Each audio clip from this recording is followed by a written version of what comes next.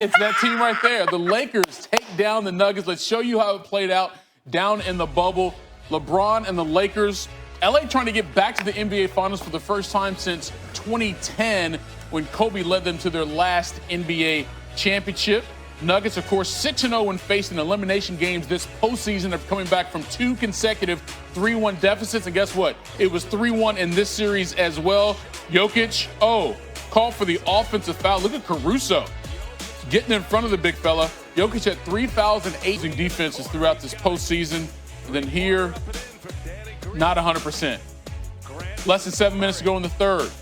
Murray, Jokic lays it in. LeBron, though, full court pass to Anthony Davis, just like a point lead.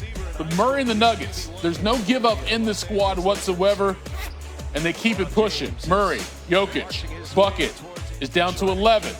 And then Murray, Jokic, but over to Jeremy Grant for the dunk. It's a 7-point game now. Matter of fact, Nuggets trailing by 5 with a minute. I mean, he was not 100%. That's clean time. It's go time. Foul. Look at LeBron. And 1. He's calling to the ref mid-air before he makes the layup for the foul. And then here, LeBron in traffic. Little quick thing over the front of the rim. Jamal's like, yo, really, dog? Yes. And then more of LeBron pushing. Just plows over Murray. No call. Gets NBA Finals appearance.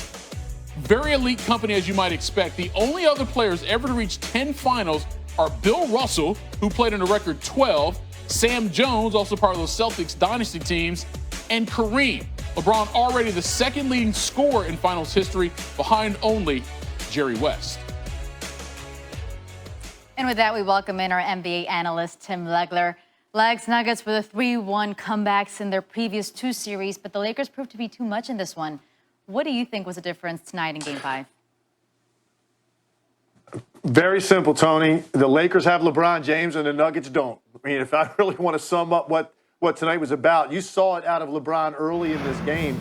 He was just doing some straight line dribble drives, playing power basketball, particularly in that second quarter when they built the lead. I mean, what he was reading in front of him was not enough traffic to slow him down. And so he's just going to get his shoulder turned and he's going to get into the chest of defenders and he's going to get to the rim. I thought that was basically what summed up the first half. And then at the end of the game, you never know if LeBron James is going to get this hot with his jump shot, but clearly he was feeling it. And so he decided to take matters into his own hands at the end. After Denver refused to go away, LeBron James was going to end this game and end this series on his own. With his shot making, we know about his playmaking, but sometimes LeBron James turns into that killer scorer mode where he's going to do things on his own as a scorer, and that's how he decided to end this series. He was just too much for the Nuggets in this one, and you give Denver all the credit in the world because they fought through so much. Jokic in foul trouble, Murray not 100%, and yet they refused to go away. They just kept on chipping away, found themselves in a one-possession game, and then LeBron James just completely took over to ensure that he would get to his 10th NBA Finals. Really remarkable if you think about that in 17 years. Monster level for LeBron, a force to be reckoned. Now the Lakers go to the NBA Finals where they will face either the Heat or the Celtics. Tim, what do you think will be the key for the East winner against LeBron and these high-power Lakers? Well, I'm going to make it sound easier said than done because I don't have to do it, so I could just talk about it. But what it comes down to is this. You have to make the Lakers a three-point shooting team, and I don't think Denver did a good enough job of that in this series. And that means you have to take the ball out of LeBron's hands as much as you can. You've got to put a lot of traffic in front of him. You've got to get back in transition and wall him off. When he starts to back down and starts to, dribble the ball more than 3 or 4 times, you've got to get the ball out of his hands and dare their role players to beat you from the three-point line. I think a good number is going to be 35 to 40 three-point attempts. If you can force them into that number, you've got a chance because it still is the Achilles heel. And I know some guys can make shots and some guys can get hot, but you have to live with that. You've got to give up something, and against this team, it has to be the three-point shot. I think they only took 24 in this game, and that's just not enough because they're going to dominate you and gut you with points in the paint. And Anthony Davis and LeBron James are going to be the 2 best players on the floor, no matter who they play. So if they're playing to their strengths and they're beating you at the rim, in transition, and at the foul line, you are not going to win that series if you're Miami or Boston. It has to be determined by the Lakers' role players. And let's see if they can do a better job of it defensively than I think Denver was able to. Tim, hang on. Apparently, Nuggets head coach Mike Malone is gushing about LeBron. Let's listen in. That's new on SportsCenter. It is incredible. And when you just step back and look and marvel at what LeBron is doing at this stage of his career, how he continues to find ways to improve and get better and take whatever team he's on to new heights, that defines his greatness. I mean, 10th finals appearance. And I know everybody wants to get caught up in the whole argument, the greatest of all time. That is an unwinnable debate. LeBron is a great player, and he's one of the greatest to ever do it. And his resume speaks for itself.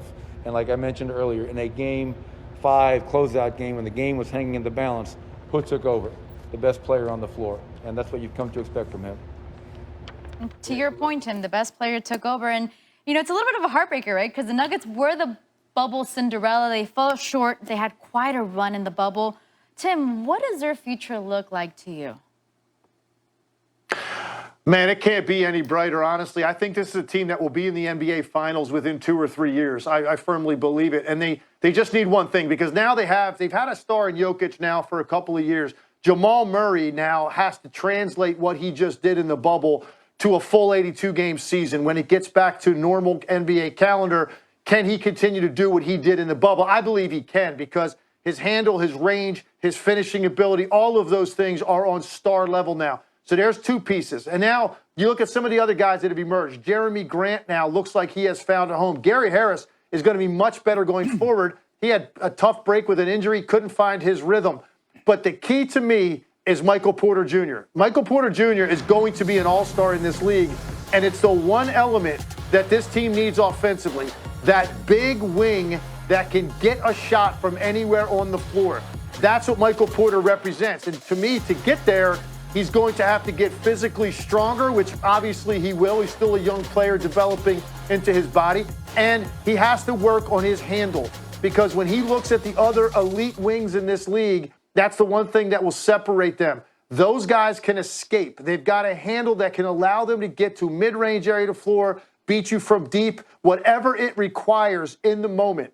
He has to take lessons from all of those great wings playbooks and add that to his game. And once he does, you now have an all-star to star caliber point guard. You've got an all-star front court player, and then you're going to have an all-star wing with a great supporting cast and a very well-coached team. This is a team that will be in the NBA Finals, I believe, if they keep that group together within the next 3 years.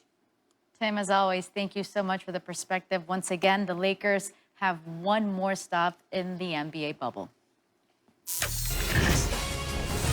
So we heard Mike Malone talking about LeBron. How about LeBron talking about LeBron?